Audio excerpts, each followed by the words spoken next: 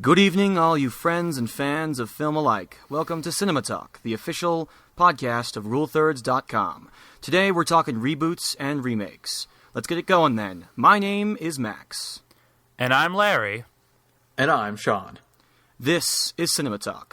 Gentlemen, let's all head down to the lobby, shall we? Let's all go to the lobby. Let's all go to the lobby. Let's all go to the lobby to get ourselves a treat. There's nothing quite like a $4 bottle of Dasani at your local movie theater's shop. Quite delicious. Delicious indeed. Welcome to CinemaTalk, the official podcast of RuleThirds.com. Once again, I am your host for today. That's Max. And with me are the wonderful Larry and Sean. You'll have to guess which one that is. I think they can tell. Hopefully you know that I obviously am Sean, and that is clearly Larry. I mean, come on. Let's be real. Yes. Larry, what a despicable name. All right, well, we should get the ball rolling on the subject. Exactly. We can talk names all day. Indeed, but... yes, right. All right, guys, so we're talking reboots and remakes today. And it's going to be a fun discussion. Lots of interesting examples to bring up, lots of fun discussion to be had. But first off, let's talk about what's going up on the site. First up, The Greats from Larry. That was Bryan Cranston. Our subject was Bryan Cranston, known as Mr. White, known as the dad from Malcolm in the Middle, known actually, and you didn't bring this up, Larry, as a villain in Power Rangers. He was a villain in Power Rangers. Was he now? Yes, yeah, he was. Who did he play? I was really disappointed that you didn't bring that up. Because it didn't seem something of note. Power Rangers are always of note, Larry. I mean, Sean. Well, we're trying to keep these episodes in a very formidable length. So, there was a lot of things I left out. I wanted to mention his role in Drive, since that was he was a great character in that. Well, you can. But I had to really just get on the main essentials. And I know, this is Max kind of mentioned it. I know we're really about film, and Cranston's more of a TV actor. But I feel that I feel Breaking Bad is kind of pretty much an episodic movie. Honestly, it feels like it's a really well-made thing. Though. Yeah, it's not a thing, but the by show feels like a movie. That's a TV. Every TV show is an episodic film. Right, but I mean, like, the show feels like a movie. It's very cinematic, and well, yeah, but you know what? Okay, guys, that's a topic. Differences between TV and film. That's solid. Okay, yep, we come up with things on the fly here on We CinemaTalk. got a positive out of that conversation. So, yeah, go watch that episode. Anyway, moving Good on. episode. Next up, we had Recommendation Domination go up on Saturday from our very own Sean. Good picks, Sean. Good picks.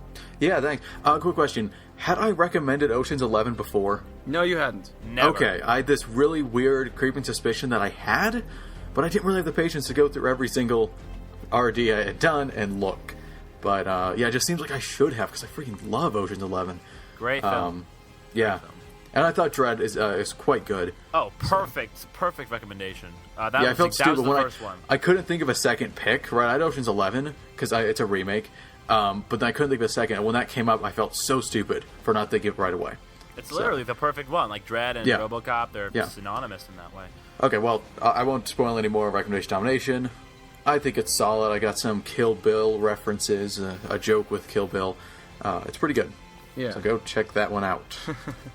All right, and then finally, while we can't exactly tell you whether or not we'll be having some content up this week due to our lives getting kind of busy at the moment, we can assure you that this Saturday you can expect a review of 300, Rise of an Empire. Now, I've already seen the film, and all I'm going to say is that Rise of an Empire subtitle doesn't really have much. I know. It doesn't make sense. It does, zero context with yeah, I'm glad that I'm not the only one who thought that.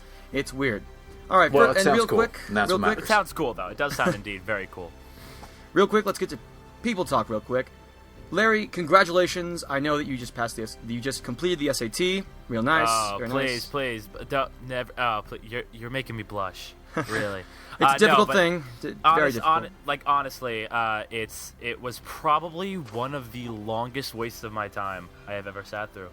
To be completely honest, and if I would take them more seriously if they were taken less seriously. You know what I mean? Like if there weren't such high expectations for them, I'd actually care.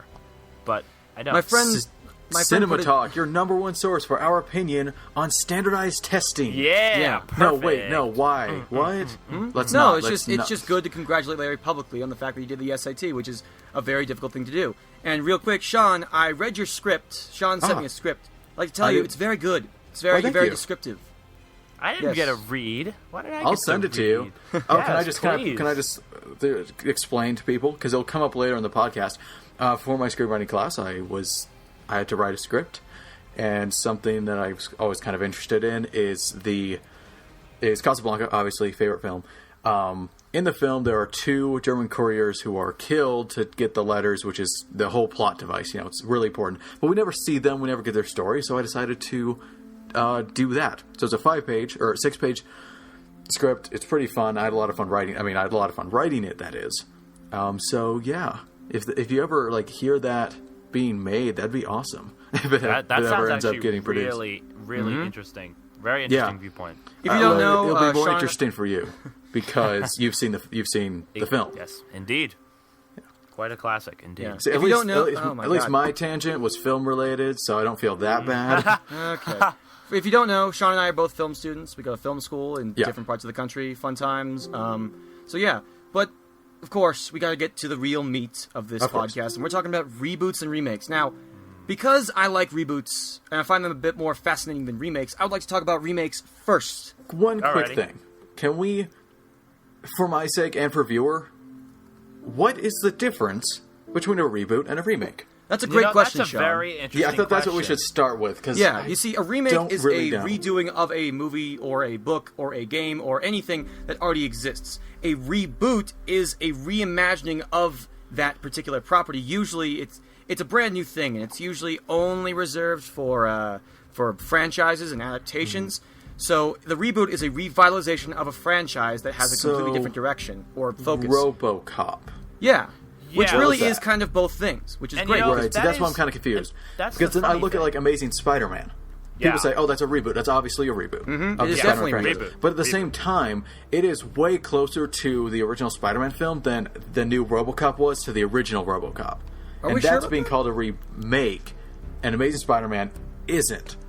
Okay, well, So, think about it this should way. we look it RoboCop up? I was... mean, Okay, I think reboot and remake, I think the real difference is the fact that they're focused on different, I guess, mediums or the exclusivity within those mediums. Yeah, that's kind of remakes what I was often thinking. are remakes of other films. Reboots usually, and this may not be always, usually deal with a franchise that already exists before it went to right. film. That's kind of my it's not perfectly defined, but yeah, that's why I look at Amazing Spider-Man and say reboot, but RoboCop and just say remake. Precisely It just, so. It seems Yeah. like it's on its own, whereas a reboot, yeah. Yeah, So I feel hopefully like- we cleared it up.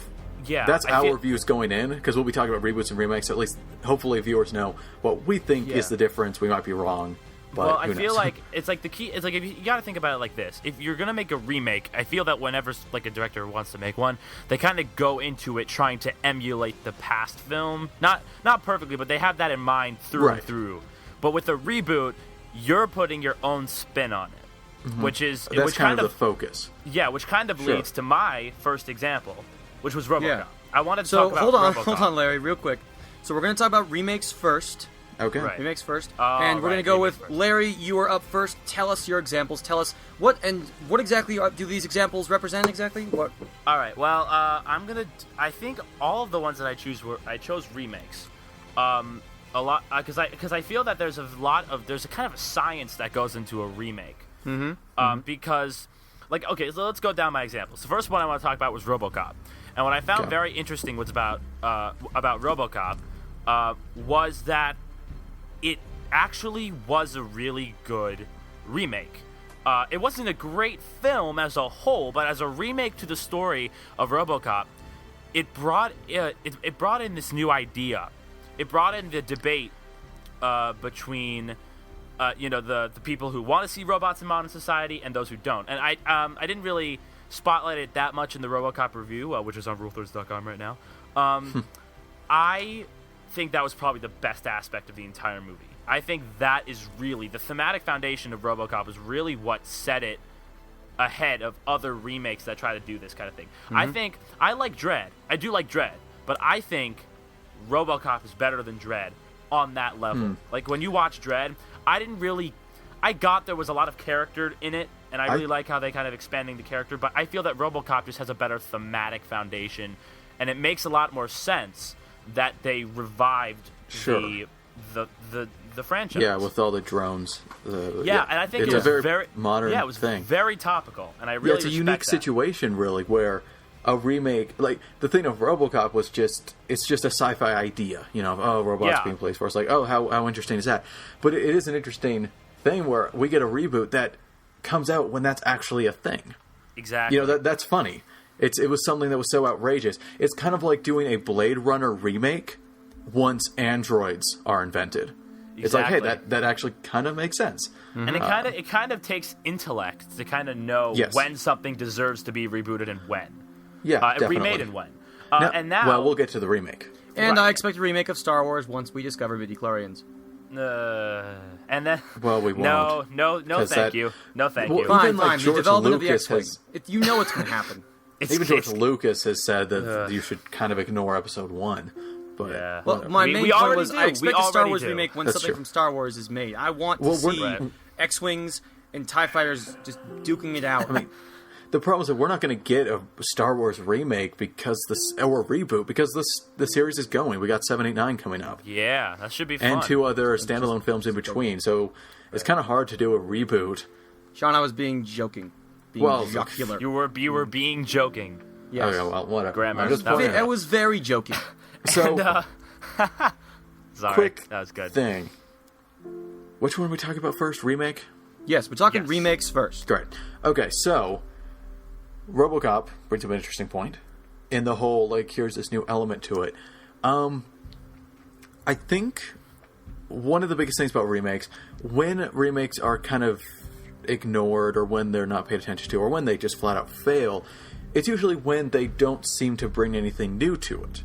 Right? I mean, I know that's not revolutionary to say, but I'm just looking through a list of remakes right now. It's on my laptop, and I see stuff like Total Recall, which flopped. Totally wasn't necessary at all. Complete cash grab. And again, that wasn't, like, nothing... There was no reason for Total Recall to be remade, really. It didn't, Well, was there a reason for RoboCop to be remade? Well, yeah, Yes. we just talked about how it's a prevalent issue now. Exactly. Yeah, Was topical. I think that was okay. justifies it. All right, I'll And then, like, accept that. Footloose... Like... I laughed. I Yeah, laughed what- a little bit. What was that, even?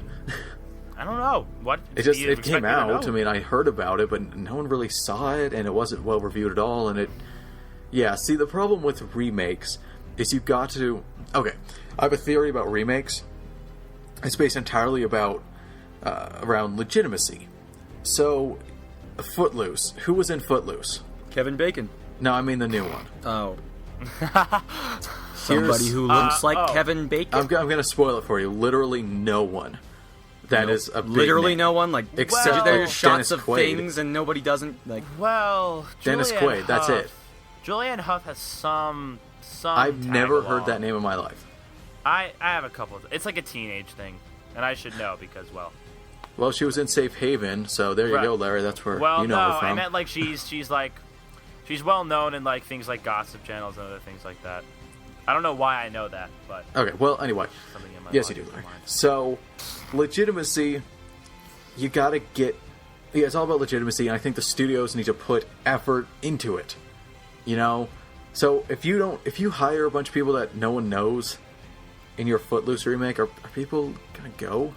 Not really. Yeah, because it's like the studio doesn't care. Why should we? Exactly. Now, Total Exactly. Recall, it tried... Yeah, I had Colin Farrell, right? But Is that right? Yeah. Colin Farrell is on a roll of really bad movies. Hey, He is. What's Seven that Psychopaths movie? was good. Don't What's hate. that movie where he was a vampire? Do you guys remember that one? It came out very close to Total Recall. Do you guys remember that? He was like a vampire, and like he started dating this woman who had a son, and the son was like, it was pretty much, my mom's dating a vampire, but like, Wow, okay. do it. Well, anyway. It was bad. It looked really bad. So, Sorry, I went it- off on that tangent bit. But that was Yeah. that's my theory. I think you gotta get legitimacy. So but but what you bring up is an interesting point, and that leads me to another one that I wanted to discuss. This is Okay. an example of one that had absolutely zero reason to be made, even though it tried. Do you guys remember Charlie and the Chocolate Factory with Johnny Depp? I really, Yes. I really enjoyed that movie. I want enjoyed to that talk movie. about it. I want to talk about it. I did like it. I thought the movie was pretty good. It has flaws. It has undeniable issues. But the thing is, despite the fact that it took a new angle on the story, despite the fact it has, it focused more on Willy Wonka instead of Charlie. Yes, which definitely. Was, Which I think was a good aspect Can I of point it. something out? Isn't it interesting how Willy Wonka and the Chocolate Factory is more centered on Charlie, Yeah. whereas Charlie and the Chocolate Factory is centered more on Willy Wonka? I think we've all kind of noticed. I noticed that little flop, little swips. I had a stroke right there. I will say noticed- this though. Go. The Burton-esque part of the movie was definitely there, especially in the soundtrack. Totally. That soundtrack still Totally. gets me. Yeah, like I'll say it had a interesting new take, and it had great updated visuals. I still go to this day saying that chocolate fountain river thing in Yeah, it looks way better. it looks way better.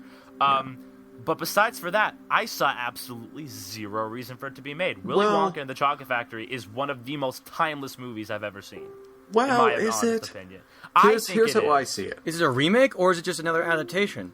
No, it's I a think, remake. I think it was a remake. It's definitely a despite the remake fact that it because took a new, the book is I- different yeah, enough. It's a remake. Yeah. It's a remake. So, but It's a here's the thing. remake. Here's how I see the Charlie and the Chocolate Factory thing. It definitely benefited from modern CGI and modern filmmaking techniques. It looks better in general, and so that's a good reason. That's a reason. I don't know if it's a good reason actually, but it's a reason to remake. But then you also have such a visionary director. Now, whether or not you like Tim Burton or not, you can't deny he's not bland. Like he has a very distinct image he's trying to go for. So Burton's I got a feel touch, like man. Everything Burton touches turns into something weird. So yeah, he's got a. But and you also have Johnny Depp, who is awesome. I So- wouldn't say that the movie benefited from Johnny Depp, but that's my Yeah. personal opinion. I think honestly, you can get away with remakes by cast if you have a cast that's really awesome and you want them in your remake. Like that could justify it too. Like Johnny Depp played a great Willy Wonka, very different, which I liked, very different from the original Willy Wonka. So I think a combination I don't of know. him. I didn't like it. I didn't like his interpretation. I think it was very like the original Gene Wilder Willy Wonka, which is still one of my favorite performances to date, is so snappy and witty and like whimsical, Sure. but yet so grounded. But he was he made me incredibly uncomfortable, and I guess that was the point Yeah, of the he character was- because he's a very uncomfortable guy. But If you really look at the concept of Willy Wonka, it's kind of terrifying. And Oh, that's yeah, exactly yeah. why that scene in the boat or whatever, and also the scene when he screams at Charlie or whatever in the original. That's why it makes such an impact, because he really is just kind of a deranged man who's kind of day, trapped sir. in his own He's a fantasy. man-child. Yeah. I said good day. Good scene. Great You scene. get Good nothing. day. You lose. Oh, now I want to my watch that ending scene. Yeah. It's a great scene. It's probably one of my favorites of movies of all time. I love Willy Wonka and the Chocolate Factory. So Anyway, do we- all right. Now we've made it very clear. Sean, tell us what are your picks? I'm looking for a remake that did the original well, like based on certain factors, and one that did not seem to need to be made. Okay, so you never told me to prepare that. So Oh, well, tell us your picks. I'm sorry. Let's give some picks, I don't man. have any picks. The only thing you told me to prepare was a remake you'd want to see and a reboot I'd want to see. Oh, whoops. Yeah. Oh. Well, Hey, as a hey. host, I feel embarrassed and or slightly stupid. Wait, so Larry, do you have those prepared? I do have one more remake. No, like do you have a reboot and a remake that you want to see? Oh, I do, for sure. Okay, yeah. good. I didn't know if Max had told you about that. Okay. I actually had an epiphany of one just this afternoon, which was very useful. Cool. Yeah, good timing. Should we get on those, or should we discuss Well, reboots a little bit? Really, the only thing I want to bring up, I'm just looking over, I find it just interesting, is the Ten Commandments, in which the same director remade his film. Wait, huh? Yeah. Commandments had a remake? Wait. Well, yeah, there's DeMille? the Wait, that was 19 DeMille, there's- right? Right, there's the 1956. Hold on. That had probably more to do with business than vision. Right, I'm not Ten just talking about all Commandments. There, the Ten Commandments 1956 and the Ten Commandments 1923. Oh. Yeah, he remade his own movie decades later, which I think is really interesting. I don't know which I've seen. I don't think I've seen the entirety of any. I haven't seen the entirety of either, but I think I saw the 50s one. Yeah, me too. And there was So, yeah. there's literally a part that says intermission. See, that movie came out at a time where like big budgets, like huge budgets, were the only way to get people in from TV and whatnot. So that's why that's probably one of the reasons why that movie was made, because you could get thousands of extras and it would make total sense. You could like be on huge budgets and it would make total sense because it's God, bitches. It's God, bitch. Quote that, yeah. Man, maybe we should start having little like subtitles on our episodes of memorable quotes. It's like we call it CinemaTalk, Reboots and Remakes, but the subtitle is just some hilarious quote. It's God. Anyway, yeah. That. So sorry, John. Is that what you'd consider like an interesting like remake? Because I got. Well, no, I mean, that's the thing. I haven't seen too many remakes. Mm-hmm. I mean, obviously like RoboCop, but I haven't seen the original. So honestly, I cannot think of a remake I've seen in which I've seen the original as well, which is kind of odd. Now that I think about it, it makes me a little less qualified to discuss it, but we're going to ignore that. So yeah, I don't have anything else to add. I was just looking through Ten Commandments. Seemed interesting. The same director remaking his own movie. That was I feel like I've heard of that before. Like a director going back and remaking the movie that he made before. I feel like that's happened before. I don't know how, but it probably has, yeah. But I can't think of it. So, do we want to move on to Larry's remake he wants to happen? Well, could I talk? Oh, well, yeah. You got yours, yeah. Go ahead. Personally, I have a theory about remakes, and sometimes yes, they're definitely just studio funded, and it doesn't draw in an audience because of that distinguishing factor, as you said, Sean. Right. But what I think, and what I would, if I ever make it, or whatever, the mentality I would like to have and like to see in Hollywood is if a director, if a writer, if whatever, they want to they have a specific vision based on a movie that they enjoyed or maybe didn't for some reason, and they want to tackle it. Like they want to they have some kind of vision and they want to give a new perspective to it. That's what I've always felt about these. And in the same way, two movies that or one movie that embodies this and one movie that completely goes off the rails. The first is Scarface from 1983. That was Brian De Palma in one of his most famous roles. That movie was actually a remake of, I believe, Scarface from 1928 or 32, sometime in that period. And what it did was he refined it, he reimagined it into something that had a topical issue regarding immigration and just the general state of crime in Florida, considering how big that was getting up, and the cocaine empire that had been spurring in the early 80s. So that, to me, is definitely a worthy remake because it took a different angle while not changing the original story. It's almost kind of like a reboot, kind of, in its own weird kind of way. Now, a film that doesn't... Okay. I'd go it's probably mainly a remake. But yeah, it's definitely a remake, but it just feels a little bit more like a reimagining, even though it is most certainly a remake. And it's really good. If you haven't seen it, check it out. A bad example of a remake that had sort of a reimagining and whatnot was Straw Dogs. Did you guys ever see that? Oh my god. I had to watch it for... Don't bring that up. I had to watch it for my school's paper in order to write a review. And yeah, it's terrible. And the reason for that is because it takes all the very interesting, kind of seedy, kind of gross elements of the original that kind of made it so famous and refashioned it into some kind of weird, self-indulgent fantasy written by a guy who probably won't have a job in the next few years. Basically, it was just, instead of this guy who was kind of already kind of mentally unstable and kind of fashioned into this world, it was this guy having a fantasy about his little nerdy self as a screenwriter, becoming a rising up and fighting off against the bullies. It was really just kind of a male fantasy for the writer, and personally, I don't like it when screenwriters write themselves into the movie. I've never liked that. So, except adaptation. So, that remake completely destroyed the point of the original. And there's actually an entire thing with his wife getting raped and how that's supposed to make, how that, the kind of impact that makes and how it's barely addressed in the original. It's just a very bad film and also a very bad remake. I'm not saying he should have tackled those things again, but I'm saying he should have substituted with something, he being the director or whatever. So yeah, those are two things. Now, Larry, tell us a remake you'd either like to see or you'd like to do yourself if you had the power. This is an interesting question. There aren't that many movies I've seen that I personally think need to be remade. There are two in particular. One I'll just kind of skim over.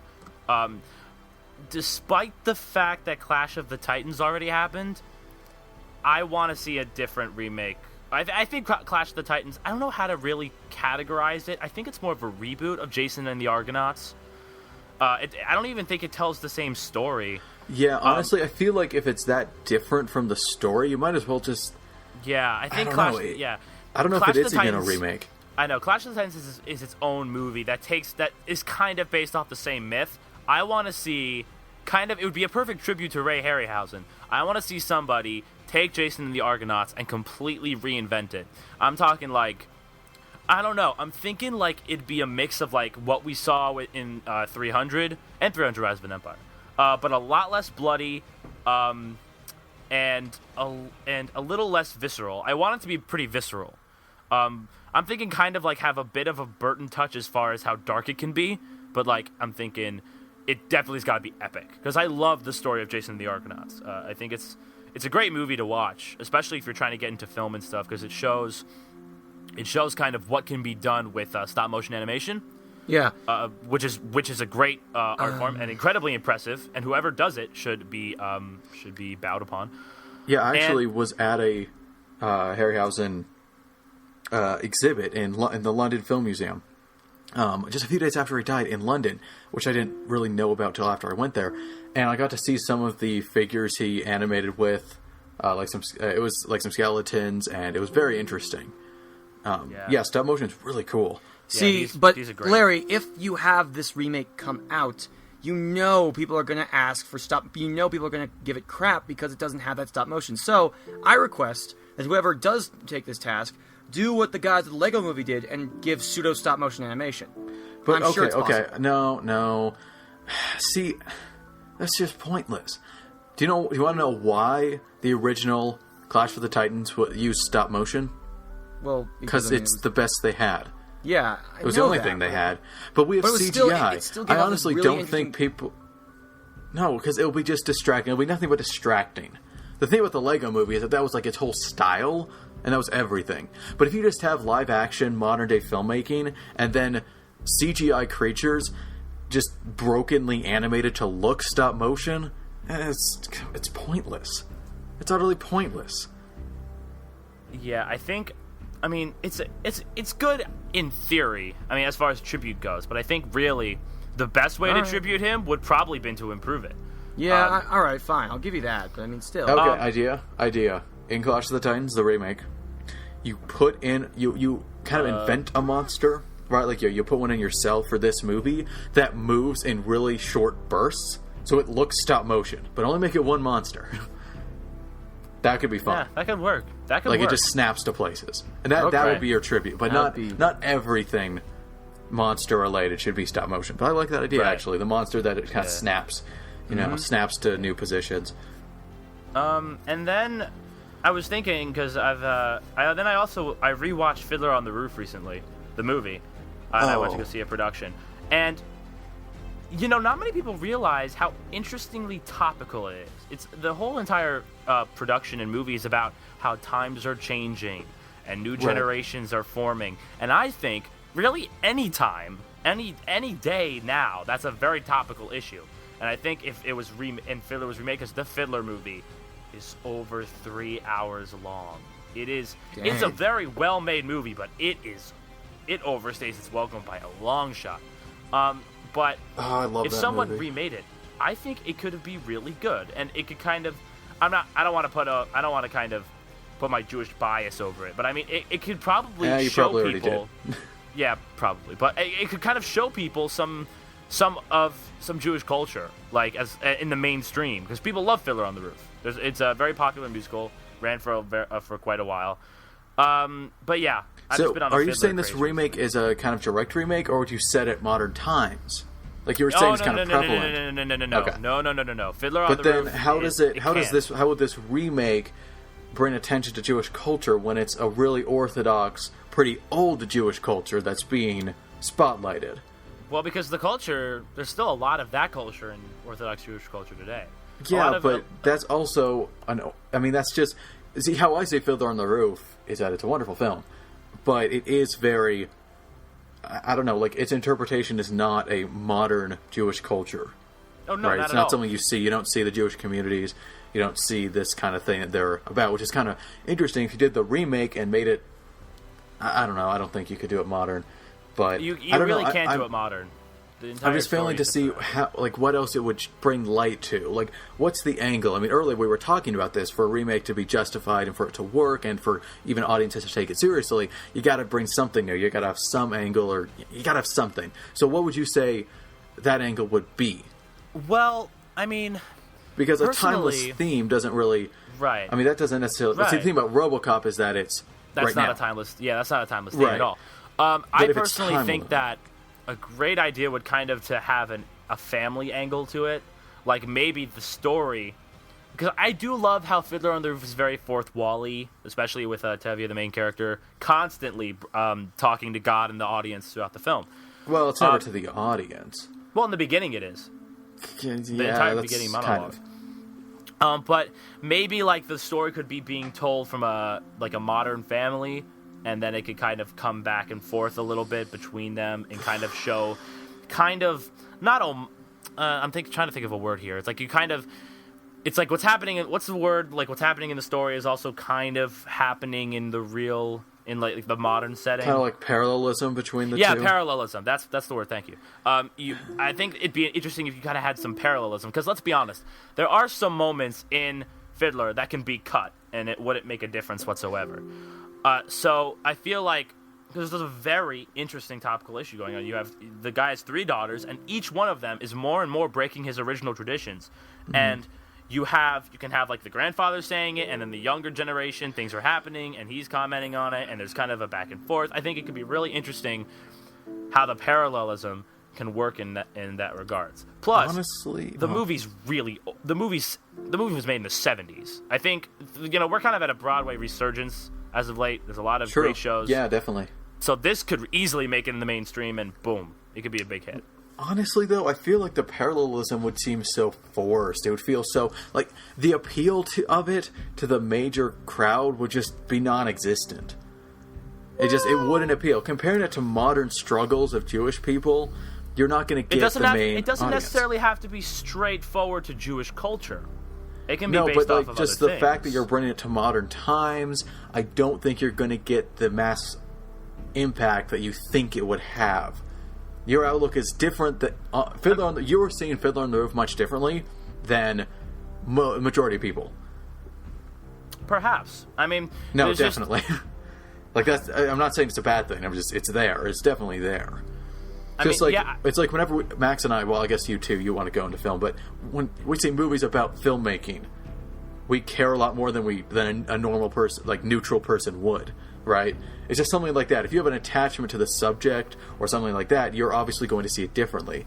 So I'm not sure if this kind of cutting to modern times would actually add anything, but I don't know. Hey, you might be right. I don't know. I mean, I guess I do see it with a bias because I am in fact Jewish. And it's a very telling tale. But you are right. It would be hard to make that work. But if anything, I would at least like to see it attempted. And if Sure. all else fails, you at least have a great musical with great songs and an updated look. Even though it does. I know, great songs. The best. Even If I Were a Rich Man is just the best. Oh, brilliant! But So- like the thing about one more comment. Hold on, sorry, Max, but just one more comment. The cinematography in Fiddler on the Roof is very it's a little stale. I found that some of it just kind of some of the ways the frame and camera work move around just aren't really natural, especially during If I Were a Rich Man, because I just like. The whole design of the building didn't really work, in my opinion. So I think it'd be good just to reimagine it in a way of just aesthetically would be interesting. Sure. Get a more visionary director, see what they do with it. Yeah. I would get behind it. I just don't know about the modern times kind of parallel. It's just an idea. If I was ever gonna do it, I would of course try to pencil it down a little bit more thoroughly. But of course, it's just an idea I've been spinning around. All right, I'm done. Okay, Sean, tell us, is there a remake of a movie you'd like to see or be in charge of? Max, I would recommend you go first, because I'm going to drop a pretty big bomb with my pick. Oh, shit, wear a helmet. So, when it comes to remakes, again, if and this is, I'm not trying to exercise my ego or anything, if I accomplish it, I would like to see if I could get my hands on a remake of the Polar Express. I was watching it over Christmas, right before Christmas happened, and it's... See, the visuals, the set pieces, the soundtrack, it's all amazing. The dialogue is just awful. It's just the worst. And that's because it was, I believe, written partially by Robert Zemeckis, who believes that kids are really, really stupid. It's he's done this before. And I would love to see a remake of the Polar Express. That is, and I know this would be kind of sacrilege for the book. I would love to see one that's completely silent, no dialogue, and the Polar Express represents something that's a lot more, like, culture-wide. I'm not talking about political correctness. I'm talking more about the feeling that, like, the wintertime seems to bring just, like, this feeling of, like, giving things to other people. And I don't think it's just Christmas. I don't think it's just any of the holidays. It's just the season. And I believe that the Polar Express could embody that, could mean something like that. And see, that's a very different angle, but I don't think you could sell a feature film that has no dialogue. Well, the first half of WALL-E didn't have dialogue. Well. And the artist did pretty alright. But the artist was independent. Well, and the artist did have dialogue. It was just in title cards, but it was there. I'm saying, if you're saying totally... See, that's the thing. Silent films were never actually silent. You know, they had words in them from the kind of beginning. True. Yeah, okay, what's going on? Okay, guys, impromptu advice. I'm getting the same call every day from the same number that I don't know. Do I answer? No. Like it's just buzzing right now. Is it a mechanical call? Is it a... I don't know. Live on Rule 3rd, Sean could be having the call that could change his life. Yeah, well, I don't know anyone from Minnesota. Anyway, terribly sorry. Cut it out in editing, please. I'm not cutting this out. This is brilliant stuff. By the way, yeah. So yeah, I would like to see a remake of the Polar Express. Also a remake of Casablanca, just to piss off Sean. Yeah. Okay. God. What's gonna happen then? You want to play that card? Yeah, go ahead and play the card, Sean. I know what you're gonna say next. You think that you're gonna bring up Casablanca remake? Fine. You know, no, I'm just gonna let it sit. I'm not even gonna touch that. Okay, I'm not even gonna touch it. Gonna get to my pick. The remake that I would want to happen and be in charge of is Casablanca. Wait, what? Yep. There's the bomb I'm going to drop. That is a twist. That is quite a twist. That was Sean, great. I applaud you. We just made a Shyamalan. Holy crap. M. Night Shyamalan. M. Night Shyamalan strikes again. Shyamalan, was a twist. Everything changed when the Fire Nation. Sorry. Hey, do not link Shyamalan and Avatar, please. Never. I know he made the movie. Moving on, Sean, what would you like to see in this Casablanca remake? Well, here's the critical thing. You don't touch the script. You changed 2 lines in the script, and I know exactly what 2 lines. I've written down the 2 lines you touch. Otherwise, you touch nothing. Absolutely nothing in the screenplay. Deal. There's rule number 1. Rule number 2. You get the best cast ever. Just ever. And I've done it.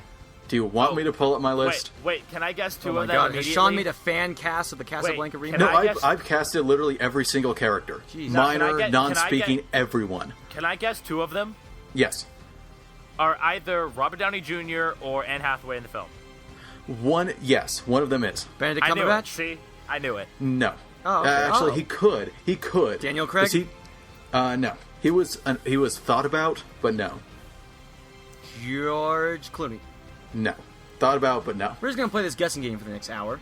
No, we're not. Pretty much. Honestly, though, I don't know how much I really want to talk about it. I mean, it's something I do actually legitimately put a lot of thought into and aim for. Now, Sean, remember that remakes always get like fans of the old really pissed off. That's why you make it clear from the beginning you're not touching the screenplay, because that is by far the best part. I thought you said don't change the screenplay. Right, that's what I'm saying. You make it clear that you're not touching it. That's how you don't make the fans upset. Okay. Because it's a brilliant screenplay. It's brilliant. I've read it. Not the official, because they were actually writing scenes the morning before they shot, so there is no official script, really. But I've read a lot of, like, what it probably was, and it's brilliant. And I've seen the film. I don't know why. Anyway, you don't touch it. And then, again, this goes back... I specifically brought it up earlier. legitimacy. So what you do is you get the most star-studded cast ever, because this film would be ridiculously cheap to make, because it takes place in like one setting. Larry, would you agree this would be absurdly cheap? You know, that actually is a very good point. Besides for a couple of scenes, right? Most of the it only does take place in location, that one place. Yeah. Rick's Cafe is 90% of the film. You got Blue Parrot, another cafe. You've got some street stuff, and then you got the airport. That's about it. You got some Paris stuff. You can just close out a certain building or something and just remodel the building, and you can get the exact same effect. You don't even have to build it. I'm wondering how much of the cast should I get into, because it was funny. They did a 70th anniversary re-release in theaters, and it was just amazing to be able to go see Casablanca on the big screen. My dad and I were really excited, so we went to dinner beforehand, really nice dinner, and the entire dinner was dedicated to casting a remake. Oh, that's cool. I like that. That's cool. So, and also, if anyone's claiming sacrilege, just know that no one cares about that movie more than me. So don't act all indignant at the idea of a remake. Now, I don't know. Like, listen, audience. If you think anyone knows Casablanca better than Sean, there is clearly like something lodged in your brain you might want to like fix. Sean Probably. is the Casablanca guy, like legit, everything. I'm just letting you know I right can now. recite it. In fact, I've thought about it many times to just point a camera at me and recite the entire film with the exact delivery and emphasis, like the entire way through without a script. I can do it. Oh my god. I think that would be a live challenge. I thought that would be fun. If we ever get opportunity to do something live, I would do that. I would just say, if you want to hear me recite an entire film, like we'd take out dialogue, we'd put the movie up on the screen behind me, and then I would do all the dialogue. I think it'd be awesome. Oh anyway, my God, we're moving on. That'd be amazing. Now, okay, so we got reboots next, and I find reboots very fascinating. They're a brand new thing. They just popped up in the last decade or so, and it's like it's something new, it's something interesting, it's something big. And what I want to do is, well, guys, let's be real here. Reboots are talked about all the time. If we just like spin around certain reboots that we talk like they're like happening right now, I mean, we kind of just be treading the same ground as everybody else's. So what I'm saying is we go around and we talk about reboots of franchises or whatever that we would like to see and why, whether we'd be in charge of them or just wanted to see them. So Larry, give us your pick for a reboot. All right, I might get shunned for this. It's a bit of a it's a bit of a hard one. I don't know. I feel they talk about it when it really needs to be mentioned. I kind of want to see, and comedy's a very, it's like a minesweeper field right now. As far as a minefield? Minesweeper, I believe, is a game on the PC. Right, but like it is, and I could never figure out that game. Someone explain it to me. I never figured. I don't know how to play it to this day. I want to see a reboot of The Naked Gun. That's what I want to see. And I think it's already happening, dude. It's been mentioned. It's been mentioned. I want to see it like legitimately good. And I told my friend about this. He's a huge fan of The Naked Gun, and he says, okay, you can redo Ed Helms. the it was last announced. two. It was announced. All right, good, because I think The Naked Gun with Ed Helms. Okay, so I think that can turn out really good. I think that The Naked Gun, Leslie Nielsen, great. He was great. Then Dracula happened. But you got Leslie Nielsen. He was a great talent. But the more and more I watch The Naked Gun, the more and more I feel it's a little outdated. Some of its jokes are just a little too of its time. And Ed Helms is a great choice to remake that movie. So I hope that does well, because there's a brilliant way you can remake that film. I won't spoil it, but Okay. Sean, tell us what would you like to see rebooted? This doesn't make any sense, really. Currently, like at the current situation. So I say, give it a few decades, but then I really think that they should reboot the Pirates of the Caribbean franchise, because interesting. I cannot explain how much I love the first one. It is just like, I love the first one, Curse of the Black Pearl, and I like 2. Great movie. I really like 3, and 4 is good. I like the series as a whole, but I do feel like it got a little too big. And I think everyone agrees with me. Film critics agreed. That's why the other films are rated lower. It got a little too big. Like, as much as I like At World's End, I really do like that film. What started as just a lighthearted, really fun adventure comedy romp, there was talking about goddesses being released and epic battles, and it just got so dark and so big in scale, and it worked okay. I really, again, I like World's End quite a bit, but I feel like give it some time. Make Pirates of the Caribbean 5. That was announced. Dead Men Tell No Tales. Great name, by the way. Give it that, right? I don't want to... But then just kind of wait a bit, and then make it new and fresh and small again. Because what happened in the first Pirates of the Caribbean? It was just a story of rescue the girl. That's about it. Pretty much. Right? Yeah, I thought... And I think, so keep it simple. Like, you got one villain, and you can have supernatural elements. Definitely, like the first one had the whole curse thing. That's great. Actually, I love that element because it makes it more fantasy. Well, wait a minute. There's the elephant in the room here. Who's going to play Jack Sparrow? There is no Jack Sparrow. We're talking reboot, not remake. Ooh, so you would have an Evil Dead approach to it. Yes. In which there is no Ash in the new one. Oh, I would, yeah, I want to reboot it. Get a new cast, new characters. Right, that's why I meant by new cast. Get a new scenario. I know, but I feel like we would get a whole other second wave of films if you started and you made sure they all stayed small. Like, honestly, give me a second. I had an example of a series that stayed small. Of all the times to forget, there's an example. Maybe you guys can help. There's a series that stayed small, and I really appreciate it for it. There's quite a couple that did. Mission Impossible, kind of. Really? So, Mission Impossible has always been about, like, world destruction and stuff. It's That's never what you been call like... it stayed small. Not small on budget, but small on, like, plot. Right, like complications, right. Yeah. So, another Yeah, action... I guess like, in that sense. Actually, let's do the Bourne trilogy. Like, that stayed nice and small. Yeah. That did. There were no giant wars. It just stayed with Bourne. So stuff like that. I think Pirates of the Caribbean, the first one is so brilliant, so amazing, just one of my favorite films. Keep that spirit. Keep it lighthearted. Keep it small. Keep it really fast. That's one thing 2, 3, 4 did not have. They dragged a bit. No, it did not. No, it did not at What? all. I personally think I think 3.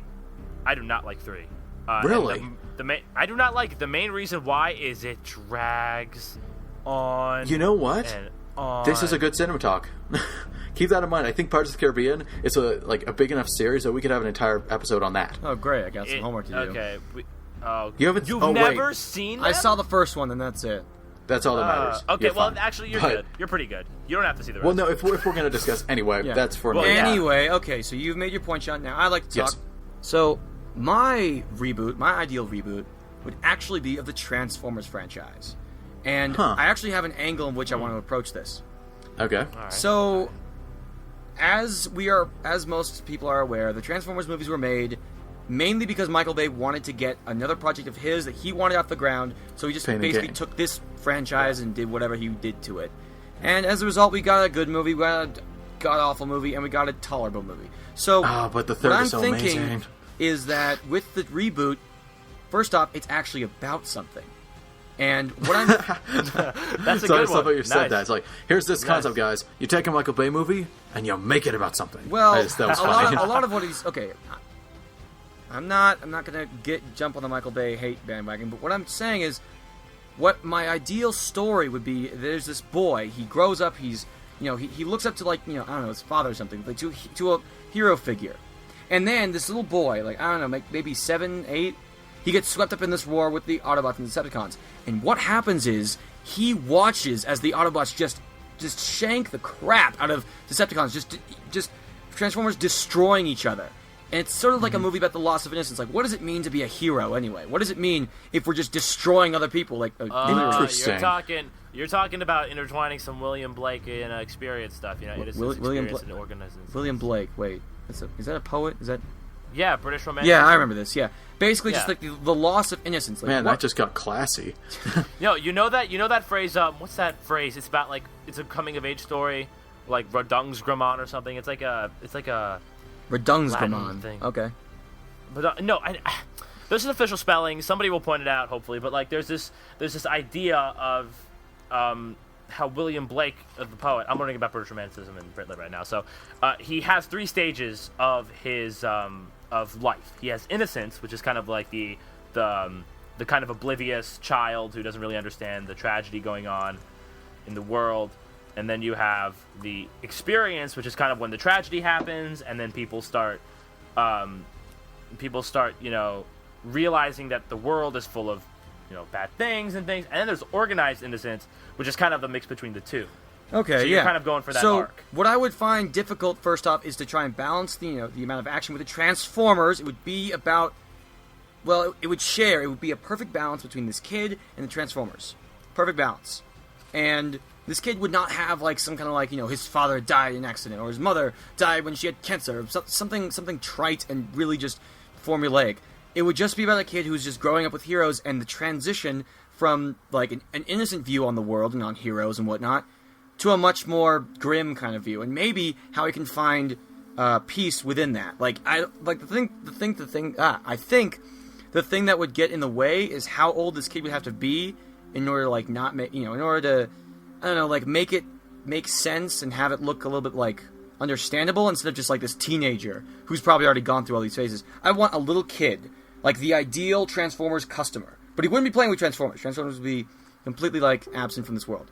So yeah, that's my ideal, for a Transformers reboot, because I never grew up with the characters. However, I understand the main sense. It's good versus bad, and you can do so much with that. You can do so much with the lack of ambiguity in these characters, with the lack of anything, And I would like to see something like a kid he watches, some Transformers just literally get decapitated or something. Or it's just something maybe not decapitated, but just, stabbed, impaled, whatever. And, that's just the moment. Sort of a Mufasa moment, or Simba watching Mufasa die or whatever. Or something like that. You get what I'm saying. Yeah. Anyway. I can see that. Yeah. I can see that. So, obviously, as we've covered, reboots and remakes, there are a lot to talk about. We got, and in the future there are remakes coming out the wazoo. We got reboots like Transformers, and the sequel to the reboot for Planet of the Apes. We got stuff coming down the pipe. Wait, hold on. There's Transformers reboot. Oh, no, Terminator. Sorry, Terminator reboot. Yeah, Terminator, right. Yeah, Terminator. And, okay. Yeah, and obviously the reboot is going to be a mainstay. So, I would like to say one quick thing about remakes. I wanted to bring up earlier, but I think it's a good closing comment. A lot of people are opposed to remakes entirely. Just the concept, they don't want any remakes. And it's an understandable angle. No. What? Because, see, here's... Being totally against remakes implies that a film can be perfect. Because remakes can always fix things. It can always improve things. So if you say that the original film is just perfect, sure, don't remake it. But no film is perfect. So you can't really be against remakes because there's always a possibility you're going to get a better film. Yeah. And I think that's a chance worth taking. All right, I can see where you're coming from, but at the same time, it does kind of, it does sort of make the whole concept of being original in Hollywood more insignificant. So, I mean, though remakes definitely do have a place, I don't think we should ever put them above original works. Sure, I can agree to that. So, as we've discussed, reboots and remakes, fun times. So, I'm not really, I don't know how to close these, guys. What do we usually do? Hey, hey, can I have some assistance here? Sure. Hey, speaking of reboots and remakes, guess what we just reviewed on RealThirds.com? Oh. A remake, RoboCop. If you want to take a look at that, you can go onto the website for RealThirds.com. We also have a recommendation nomination, as we mentioned. Yep, based off RoboCop. Yeah, we got recommendations. Yeah. Some more, and finally, the great Bryan reboots. Cranston, who will be starring in the reboot of Godzilla. Boom. Tied it all together. Beautiful. Segue. Boom. You can fault me for many things, but you cannot say I'm bad at making segues. All right, so from also, really quick before we sign out, stick around. There'll be another article, another video. It'll be going up a few days after this, I would say, of my Casablanca remake cast. Yeah, and approach. our reactions. I'm excited to go through it. Yeah, so that'll be exciting. And also, we don't really advertise these very often. But we uploaded a couple of new reviews with brevity on the site. Yes. Mm-hmm. And they're all awesome, so check those out immediately, as you should. Alright guys, I think we've come to the end. So as always, please like, comment, and subscribe. If you didn't like the video, please like, comment, and subscribe. And always remember to stay tuned with us right here on CinemaTalk on RuleThirds.com. Once again, guys, my name is Max. And my name is Larry. And my name is Sean. And we'll see you next time. Adios. Goodbye. In some foreign language that sounds cool.